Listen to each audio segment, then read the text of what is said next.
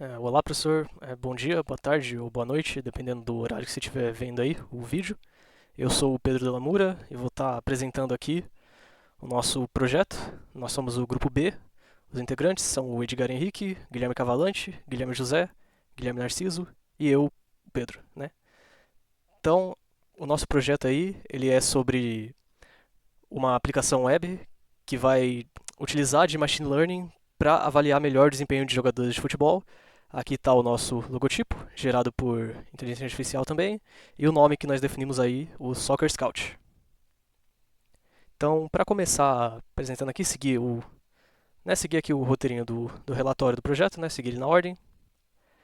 Então, aqui, para começar do escopo, a gente vai se basear num artigo que se chama Actions Speak Louder Than Goals, Valuing Player Actions in Soccer, dos autores Tom DeCroze, Lotte Brunson, Jan Van Haren e Jess Davis. O artigo em questão é esse daqui, pode ver aqui. E aí eles fazem exatamente isso, né? A gente se inspirou bastante, a gente tenta meio que replicar o que eles fizeram, mas com o nosso próprio modelo e usando dados diferentes também do que eles usaram. Então, só para dar um exemplo aqui de uma jogada, e aí os jogadores recebendo os valores aqui pelas ações deles, né? Então, a gente vê aqui, por exemplo, que o chute ele vale mais, aqui 0,83. Então, é isso daí que a gente vai tentar fazer no nosso projeto. Então, o algoritmo que a gente vai usar se chama CatBoost. As ações dos jogadores, né, elas vão poder variar aí de -1 a 1, né, com o quanto eles contribuem para o gol, ou contribuem para evitar tomar um gol também, né, é importante isso. Aqui alguns dos softwares que nós vamos usar, né. Passando para o termo de abertura, então, essa aqui é a nossa finalidade, né, o que eu já tinha mencionado, o software que vai utilizar Machine Learning para atribuir valor às ações.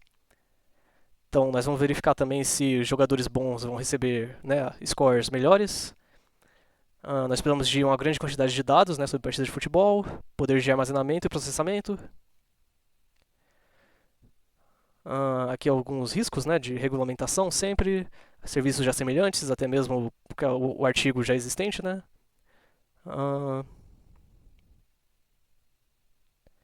Aqui algumas das nossas entregas, né, marcos que a gente pode colocar no cronograma, mas vai ser abordado mais para frente.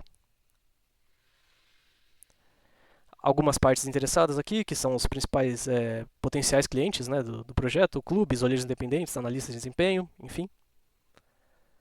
Então, passando aí para o plano de gerenciamento agora, né, destacar que todo mundo do projeto, né, todos os membros da equipe vão poder trabalhar em todas as frentes, mas a gente dividiu aqui algumas coisas que, né, cada membro vai ter que trabalhar mais, vai dedicar mais esforço, mais horas de trabalho, né.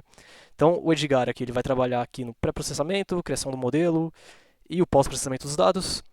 O Guilherme Cavalante vai participar da prototipação da interface, a codificação do front-end, utilizando o React, e também auxiliar na integração com o back-end. Quando for mostrar o cronograma, vai ficar um pouco melhor isso daí, né? Vai conseguir ver mais claramente.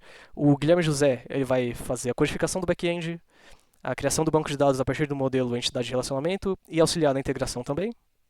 O Guilherme Narciso vai participar da escolha dos dados a serem utilizados, trabalhar no pré-processamento dos dados e a criação do modelo de machine learning.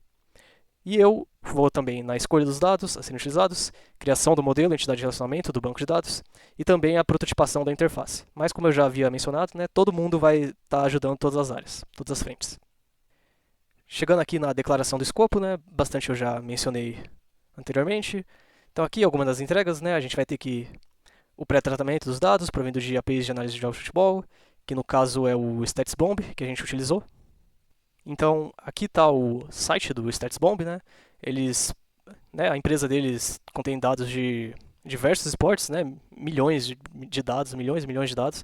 E né, não só de futebol, outros esportes, mas a gente focou só no futebol, obviamente, que é o foco aí do nosso projeto. A gente também vai elaborar a criação de uma linguagem de padronização dos dados, até porque os dados provindos do StatsBomb ou de qualquer outro provedor de dados, eles são muito específicos, né? Tem uma terminologia muito específica, então a gente vai precisar arrumar isso. O treinamento do modelo e a classificação, né? Utilizando Machine Learning. A classificação das ações depois do modelo treinado. A elaboração do modelo de entidade de relacionamento e das tabelas que vai usar no SGBD. elaboração da API back-end, serviços de hosting que nós vamos utilizar, e elaboração do front-end e das telas na aplicação web. Aqui alguns dos critérios de aceitação, mais especificando, né, o que a gente já mencionou aqui em cima. Aqui algumas das exclusões do projeto, né? Nós não vamos coletar os dados já vão ser provenientes aqui do StatsBomb, uma empresa que cuida exclusivamente disso. Nós não vamos traduzir ou localizar para outras regiões. Nós não teremos suporte técnico pós-implantação, pelo menos agora. A aplicação vai ser exclusivamente web, não terá aplicativo móvel. E nós não abordaremos ações além do futebol, né? Não abordaremos outros esportes, somente o futebol. Chegando aqui na estrutura analítica do projeto, né? O WBS. Então, para pegar aqui, a gente utilizou esse software, o Draw.io. E aqui nós colocamos, né? Então, a gente vai ter essas 4 principais frentes aqui, de dados, modelo de aprendizagem de máquina, banco de dados e a interface web. Nos dados, tem a busca pelos dados disponíveis, definição dos dados a serem utilizados, definição dos dados úteis e tratamento dos dados, né? O modelo de aprendizagem de máquina vai ser a criação do modelo, o treinamento, o teste e a validação. No banco de dados, a gente vai ter a modelagem, a criação e população do banco, com os dados, né, já vindos da IA depois de treinada, e a criação da API. Por fim, a interface web, que a gente vai ter a prototipação, a criação da interface e a comunicação com a API para ela conseguir, né, fornecer aí os serviços que a gente está querendo. Avançando agora aqui para o cronograma do projeto, né? Então, o cronograma foi feito aqui. Pode ver que diversas atividades aqui, dividida cada uma por suas datas. Aqui também é que está bem pequeno, né? Mas aqui também estão os integrantes e o que eles vão trabalhar. As tarefas já finalizadas, quase todas, né? Justamente está no finalzinho do semestre. E aqui as que ainda não foram finalizadas já estão aprovadas. E o caminho crítico, né? As setas vindo aí. Faltando exatamente aqui bem poucas, né, atribuições aqui para finalizar o projeto. Mas então a gente pode ver aqui que lá pelo dia 15 de dezembro, exatamente o dia final da entrega aqui do projeto, nessa matéria, é quando a gente vai estar praticamente terminando aí o nosso projeto. Mas então aqui também tem o número de horas, quem participou, os dias, enfim, tudo aí do cronograma. Aqui o nosso caminho crítico, né? Que são as que vão demandar mais tempo e que precisam ser finalizadas para que o projeto tenha continuidade. Se caso elas atrasem, ou atrasassem, né? O projeto como um todo iria atrasar também. No orçamento do projeto, nós temos aqui 4 principais frentes de custos. Então é o pessoal, que são os membros da equipe, os dados, que são exatamente os dados aqui do StatsBomb, de partida de futebol, o hardware necessário para a realização do projeto e softwares de terceiros, né, que são as tecnologias que nós vamos utilizar, como o Draw.io, o próprio Figma para a prototipação da interface, que são softwares de terceiros que a gente precisa para dar continuidade aí ao nosso projeto. Então, detalhando aqui os custos mais um pouco. Nós estimamos aqui um custo para cada membro do projeto, um custo para o hardware, cada um especificado aqui. Por exemplo, no hardware temos o modelo, hospedar a aplicação e o banco de dados. Os dados em si, né, que a gente vai pegar. Os softwares. E, além disso, a gente colocou uma margem de 50% de valor de reserva para caso a gente tenha algum percalço aí, né, eventuais problemas. Então, a gente tem essa margem de 50% do valor atribuído previamente para a reserva. E aqui, o valor total, somando todos. Chegando aqui no último item, na gestão de stakeholders. Então, a gente tem que os principais stakeholders, eu creio, que é a própria equipe, que são os principais interessados e responsáveis, né, pelo sucesso do projeto. Nós temos clubes de futebol, que são potenciais clientes, assim como técnicos e analistas de desempenho, olheiros, federações, jornalistas e casas de apostas. E aqui também nunca se pode desconsiderar, né, o governo, que ele sempre vai estar interessado aí em novos projetos, novas iniciativas. Então, nós temos que considerar na gestão dos stakeholders também. Então, 3 práticas aqui que nós consideramos essenciais para o planejamento da gestão dos stakeholders. É uma comunicação personalizada, né, que a gente vai ter diferentes formas de interação com os diferentes stakeholders, né, apresentando informações e dados relevantes para cada um deles. Nós vamos dar a possibilidade de um feedback contínuo, ou seja, os stakeholders vão poder dar o feedback, expressar suas necessidades e sugestões para melhorias na própria plataforma. E atualizações e notificações, que é onde nós vamos notificar e informar os stakeholders sobre atualizações, novas funcionalidades ou dados relevantes na nossa plataforma. E aqui a gestão de relacionamento, nós temos dois princípios aqui que nós vamos prezar, que é a transparência e confiança. Nós vamos garantir a precisão e integridade dos dados. E a resolução de conflitos, ou seja, suponha dois times rivais que contratem o nosso serviço. Então a gente vai ter que garantir que a plataforma não seja afetada por isso. Ou seja, um time acusar ou outro acusar de favorecimento, exigir favorecimento. Então nós teremos que trabalhar nisso também para manter uma boa gestão. Para mostrar um pouco mais de como a gente organizou aqui o nosso projeto, né? Nós temos um GitHub, onde nós fomos colocando, modificando e adicionando, né, os códigos conforme nós estamos fazendo. Então aqui a parte do back-end, como API, plugins, o main. Aqui a parte dos dados, por exemplo, onde temos aqui os modelos, as features, né, as características, labels, os rótulos, checar colunas, checar erros, estimar probabilidades, tudo que a gente vai precisar, né? E aqui também, como a gente ainda não tem o software em si pronto, 100%, dá para a gente mostrar um pouco a prototipação da nossa interface, que é um modelo, né, um protótipo exatamente como ficaria. A ideia que a gente quer que a gente gostaria que fique a nossa plataforma, só que de uma forma mais estática aqui, né? Então aqui tem uma visão geral das possíveis telas, né? Então, só mostrar um pouco.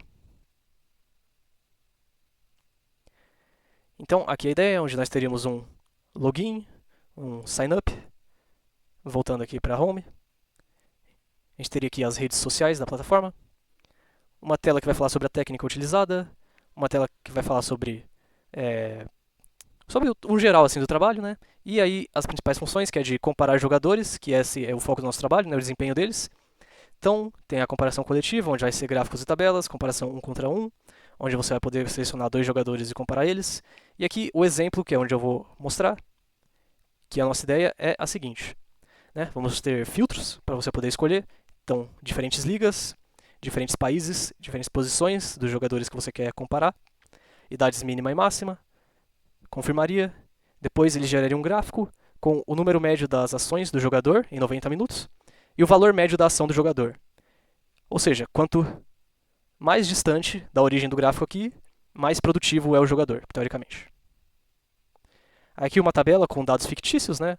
Com a posição do jogador na nossa classificação, o nome, o time, o país, a posição, idade, o rating dele e o valor de mercado dele na vida real. Aqui o exemplo da comparação 1 contra 1. O usuário pesquisaria dois jogadores e receberia todas essas informações detalhadas aqui deles e poderia analisá-los lado a lado, né? Então aqui, por exemplo, nós temos dois volantes. Aqui a diferença da média deles em alguns quesitos, o rating deles e o valor de mercado, né? Aqui o valor de mercado também é uma coisa que influencia muito, né? A gente vê que o rating aqui do Kanté, por exemplo, é maior do que o do Fabinho, mas o Fabinho é 3 anos mais novo do que o Kanté, né? Então o valor de mercado dele acaba sendo maior. E para mostrar que essa aqui é só uma simulação, né? Só dados estimados, né? Estipulados. Mas aqui, onde a gente já está no projeto, a gente já tem aqui os dados gerados pelo nosso modelo de Machine Learning. Então, por exemplo, nós temos o jogador aqui, o jogador Luka Modric, o rating dele aqui vai ser 0.4585, enfim, 0.4585. E aí, para comparar ele com outro jogador, por exemplo, a gente vê esse jogador aqui, o Raul Garcia Escudeiro. O rating dele é 0.3671, ou seja, o Modric com 0.45 já é aqui, segundo o nosso modelo, melhor do que o Raul Escudeiro com 0.36. E aí nós vemos que jogadores que são notavelmente mais habilidosos têm scores melhores, né? Por exemplo, aqui o Cristiano Ronaldo, que tem acima de 1.06, e também nós temos o Messi, que tem um rating de 1.3497. Então aí a gente vê que os dados gerados aí pelo nosso modelo são bem concisos, né? Pelo menos são coerentes, né? Essa é a palavra certa. Então é isso, professor. Espero aí que tenha gostado. A gente está disponível aí para tirar qualquer dúvidas, né? Pode só entrar em contato com a gente. Acredito que o senhor tem os nossos e-mails. E, bom, é isso. Muito obrigado aí.